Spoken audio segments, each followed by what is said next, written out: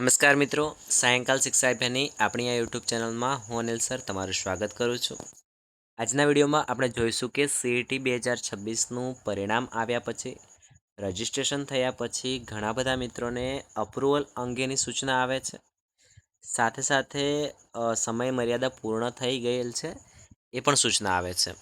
તો શું કારણ છે અને તે માટે આપણે શું કરવું જોઈએ એના માટેની માહિતી આ વિડીયોમાં આપણે જોઈશું। સાથે સાથે ઘણા બધા વાલી મિત્રોનો એવો પ્રશ્ન હતો કે સર અમારા ફોર્મમાં કંઈક ભૂલ રહી છે અથવા જાતિનો દાખલો ભૂલથી બીજો અપલોડ થઈ ગયો છે અથવા અપલોડ કરવાનો રહી ગયો છે, તો શું અમારા ફોર્મમાં જે ભૂલ થઈ છે એમાં સુધારો કરી શકાશે? તો એ બધી જ માહિતી આપણે આજના વિડીયોમાં જોવાના છીએ। ઠીક છે મિત્રો, અંત સુધી જોડાયેલા રહેજો। તો નમસ્તે વાલી મિત્રો, જે વિદ્યાર્થીઓએ CET 2026-27ની પરીક્ષા માટે ફોર્મ ભર્યા છે, મતલબ પરીક્ષા તો આપી દીધી છે, રિઝલ્ટ પણ આવી ગયું છે અને રજિસ્ટ્રેશન પણ થઈ ગયું છે, તો એ બધા જ વિદ્યાર્થીઓ માટે એક મહત્ત્વના સમાચાર છે। ફોર્મ એપ્રુવલની પ્રક્રિયામાં ફેરફાર થયો છે, જેની વિગત નીચે મુજબ છે। સૌથી પહેલાં તો ઘણા બધા વાલી મિત્રોને આ પ્રકારનો એક મેસેજ આવે છે કે student is not approval yet, please login after student is approved. શું કહેવા માગે છે મિત્રો આ મેસેજ?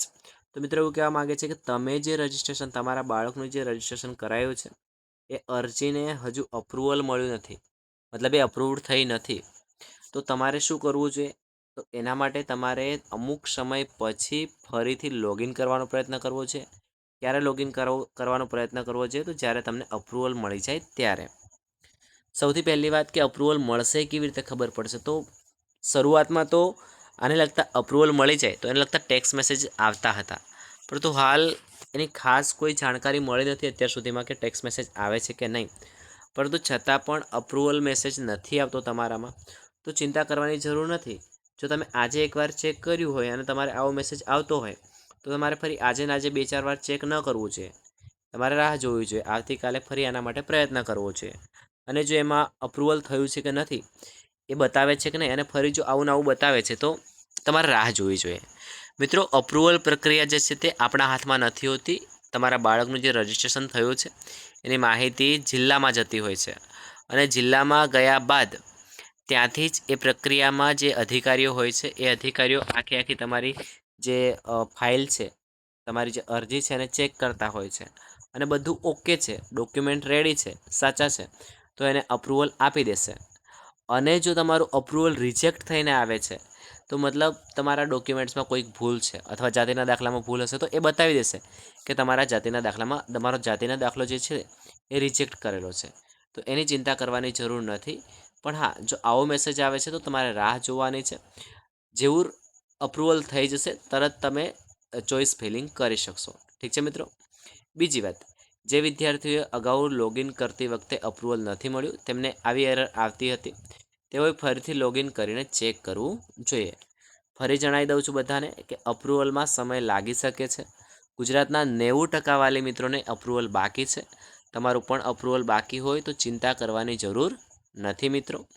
ખાસ કરીને ધ્યાન રાખજો, ટૂંક સમયમાં અપ્રુવલની પ્રક્રિયા શરૂ થવાની શક્યતા છે, પણ હજુ સાઇટ બંધ છે જેના કારણે અપ્રુવલ મળ્યું નથી।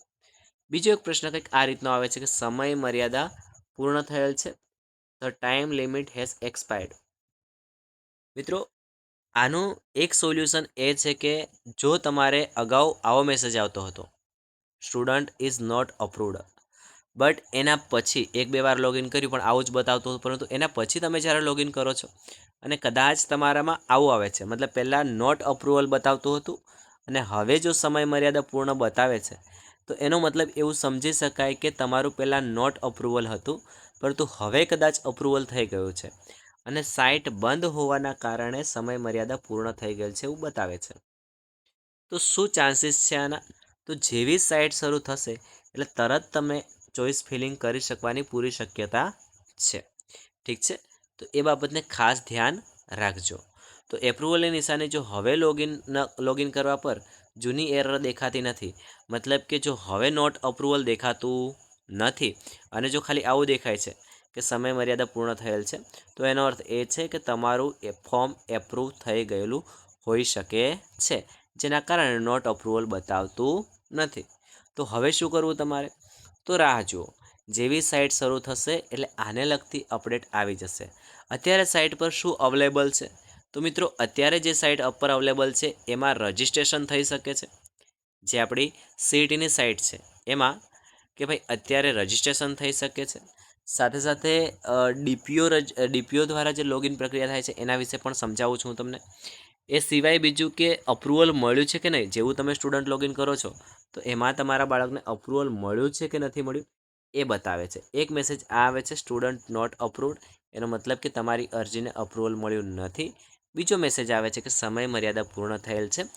એનો મતલબ એ થાય છે કે તમારું જે અગાઉ નોટ અપ્રુવલ આવતું હતું એ હવે જો સમય મર્યાદા પૂર્ણ બતાવે છે તો પૂરા ચાન્સીસ છે કે તમને અપ્રુવલ મળી ગયું છે, પણ ઉપરથી ચોઇસ ફિલિંગની પ્રક્રિયા બાકી છે, ઉપરથી સાઇટ બંધ છે, જેના કારણે આવો મેસેજ આવે છે. ચિંતા કરવાની જરૂર નથી, ગભરાવાની જરૂર નથી, અને તારીખ પૂરી થઈ જશે એવું પણ મનમાં નહીં રાખતા. મોટાભાગે ગુજરાતના 90% નહીં 95% વિદ્યાર્થીઓની ચોઇસ ફિલિંગ બાકી છે, તો ચિંતા કરવાની જરૂર નથી.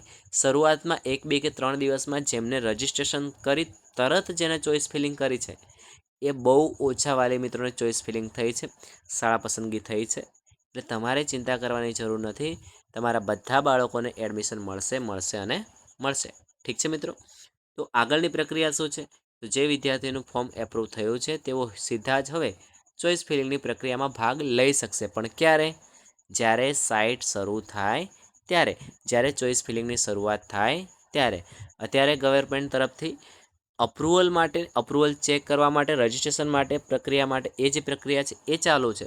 પણ ચોઇસ ફિલિંગની પ્રક્રિયા કોઈક કારણોસર, અમુક કારણોસર બંધ કરેલ છે. એની સૌ વિદ્યાર્થી મિત્રોએ અને વાલી મિત્રોએ નોંધ લેશો. ઠીક છે મિત્રો? હવે એક બીજી અપડેટ છે જે મારે તમને જણાવવાની હતી. તો એ છે કે જો તમારા ફોર્મમાં કોઈક ભૂલ થઈ છે, ખાસ ધ્યાન રાખજો, બધા વાલી મિત્રો માટે નથી, બધા વિદ્યાર્થી મિત્રો માટે નથી. જો કોઈક વિદ્યાર્થીઓને, કોઈક બાળકોને ફોર્મમાં ભૂલ થયેલ છે તો માત્ર ને માત્ર એમના માટે છે. તો જો કોઈ વિદ્યાર્થી અથવા શિક્ષક દ્વારા ફોર્મ ફિલિંગ દરમિયાન કોઈક ભૂલ થયેલ હોય તો એમને ડીપીઓ ઓફિસના લોગિન મારફતે ફોર્મ રીસેટ કરી શકાય છે. પણ એમાં પણ ડીપીઓ કોડ અને પાસવર્ડ જોઈશે, તો એ આપણે ડાયરેક્ટ કરી શકવાના નથી. તો ડીપીઓ લોગિનમાં જઈ અને તમે એ સુવિધામાં લાભ લઈ શકો છો. જો તમારા ફોર્મમાં ભૂલ થયેલી હોય તો જ કરવાનું છે, બાકી તમારા માથાકૂટમાં પડવાનું નથી. તમારું રજિસ્ટ્રેશન થઈ ગયું છે, અપ્રુવલની રાહ જોવાની છે. રીસેટ કર્યા બાદ શિક્ષક અથવા વિદ્યાર્થીએ ફોર્મ ફરીથી યોગ્ય રીતે ભરી અને સબમિટ કરવાનું રહેશે. ઠીક છે મિત્રો? તો જેના ફોર્મમાં ભૂલ છે એમના માટે જ આ સુવિધા છે, તો એ ખાસ ધ્યાન રાખવાનું છે તમારે. ખાનગી વિદ્યાર્થીઓ માટે શું છે? તો ખાનગી વિદ્યાર્થીઓ માટે અપ્રુવર દ્વારા નવી વિગતોના આધારે અપ્રુવલ આપવાનું રહેશે. ઠીક છે? લગભગ તો કોઈને ભૂલ ના જ થઈ હોય, પણ જો ઇનકેસ ભૂલ થઈ હોય તો શાળામાં જઈને માહિતી લેશો, જેથી કરી અને તમને આ બાબતે વિશેષ જાણકારી મળશે અને જલ્દીથી એનું સોલ્યુશન મળશે. યાદ રાખજો મિત્રો, જેવું તમે રીસેટ કરશો, રીસેટ કર્યા બાદ સિસ્ટમમાં રહેલી બધી જ જૂની વિગતો સંપૂર્ણ દૂર થઈ જશે. એટલે તમારે બધી જ વિગતો ફરીથી ભરવી પડશે. તો શક્ય હોય ત્યાં સુધી તમારા ફોર્મમાં જાતિનો દાખલો અને જન્મનું પ્રમાણપત્ર અથવા ખાલી જન્મનું પ્રમાણપત્ર અપલોડ કરેલું હોય અને બધું ઓકે હોય તો તમારે આ માથાકૂટમાં પડવાનું નથી. આ કોના માટે છે? તો જે મિત્રોને ફોર્મમાં ભૂલ થયેલી છે, મને પાક્કું ખબર છે કે મારે આ જગ્યાએ ભૂલ થયેલી છે, તો એમના માટે જ છે. ઠીક છે મિત્રો? તમારે જો આ જે ફોટો છે, આ જે અપડેટ છે એ તમારે જોઈ છે તો તમે આપણી એપ્લિકેશન છે, પ્લે સ્ટોરમાં જશો, અનિલ સર ક્લાસીસ કરીને એપ્લિકેશન છે, અથવા તમે નીચે કોમેન્ટ બોક્સમાં અથવા ડિસ્ક્રિપ્શનમાં લિંક જોશો તો તમને અનિલ સર એપ્લિકેશનની લિંક આપેલી હશે. સાથે સાથે આપણી વોટ્સઅપ ચેનલ પણ છે, સાયંકાલ શિક્ષા અભિયાન, અને આવી જ અપડેટ માટે આપણું વોટ્સઅપ ગ્રુપ પણ છે. તો એ ગ્રુપમાં જોડાવા માટે પણ કોમેન્ટ બોક્સમાં પિન કરેલી કોમેન્ટ છે અને સાથે સાથે ડિસ્ક્રિપ્શનમાં પણ લિંક આપેલી છે. એપ્લિકેશનની લિંક પણ આપેલી છે આવી જ માહિતી માટે. વોટ્સઅપ ચેનલની લિંક પણ આપેલી છે અને સાથે સાથે તમને વોટ્સઅપ ગ્રુપની પણ લિંક આપેલી છે.